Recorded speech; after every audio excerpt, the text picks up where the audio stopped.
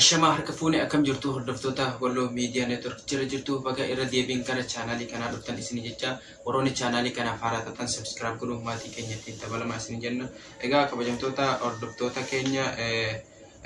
baga Idil Fitri 1444tiin isin gahe isin jenna. Idul Afia Idul Mubarak inshallah kan barana kan bara egeree nama soomane nama irraa taqabbalu rabbiin nu haa godhu rabbiin nu haa qabalu inshallah jechuudha sumarratti jechuudha waa'ee tokko jechuudha kan waliin ilaalu taha waa'ee Walloo keessatti jechuudha kan deemaati jiru akkasuma ummanni keenya baay'ee taga kan dararamaati jiru jechuudha Oromoo Walloo isaan jechuudha lolli tibbana kana jalqabameen ummata baay'ee qabeenya baay'ee kan mancaafame kan galaafatame jechuudha ummanni keenya jechuudha kana beekeetii of eeggannoo guddaa takka cimaa godhuu qaba jechuudha maaliifini yeroo lolli jalqabame jechuudha yeroo lolli jalqabame lola itti seenanii lolnirra yeroo lolli dhaabbatee ummanni keenya jechuudha of gatee takkaan gara magaalaadha akkasuma gara jechuudha tokko yeroo deemanii isaan yeroo nu affaa bahan kan nu fixane jechuudha yeroo sani kan nama fixan kanaafuu ummata keenya kan gudeeda shamarran keenya akkasuma jaartolee ijoollee kan bira hin dabarre jechuudha yeroo takkaan argan gara magaalaa yeroo isaan deeman akkasuma jechuudha karaarratti jechuudha akka hin dabarre faa akka taftii shafaa jedhaniitu jechuudha qeerroo yoo argan gadi hin lakkisan jechuudha yeroo san kanaafuu ummanni keenya of eeggannoo cimaa godhuu qaba biyya ofiidhaa eeggatu qaba kamiseerraa haga aanaa jiilee dhumuugaa haga shaaroobitti ummata jechuudha itti godhanii jechuudha magaalaa irratti eeggatuu qaban jechuudha kanaafuu jechuun ni yaadatama kan shaaroobitti akkas godhan jechuudha waan irraanfatamu immoo sun san seef godha bara baraan akka yaadatan Oromoonni hundi jechuudha waan shaaroobitti teessan kanaafuu isaan jechuudha yeroo namni karaarra deemu akkasi kan nama godhan kanaafuu of eeggannoo godhuu qabdanii tokkoffaa wani isin dhaamu warreen keessahuu jechuudha yoo viidiyoo kana kan agartan ta'e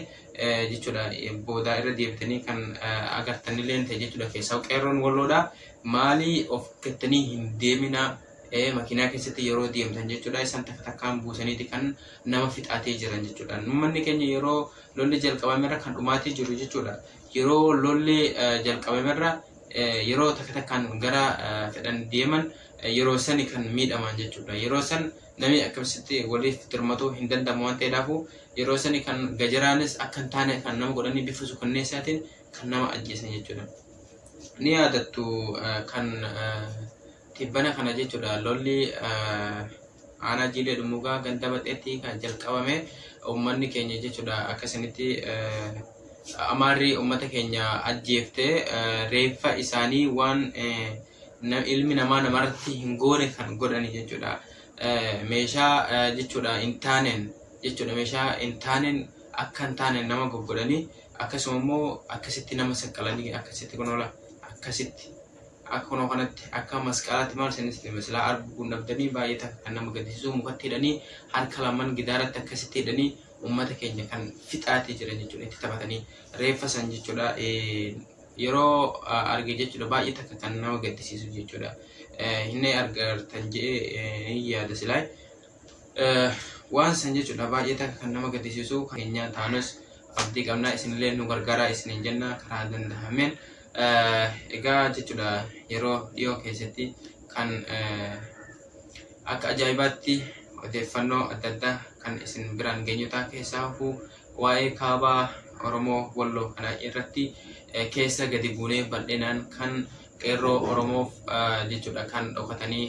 dararamaa jiran ummata keenyaan jechuudha akka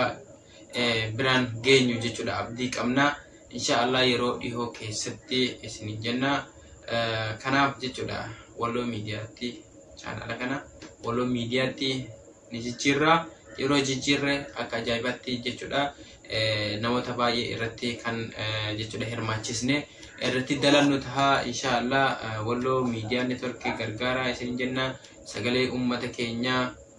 yeroo dhiyoo keessatti kan isin biraan geenyu taha akka ajaa'ibaatti inshaallah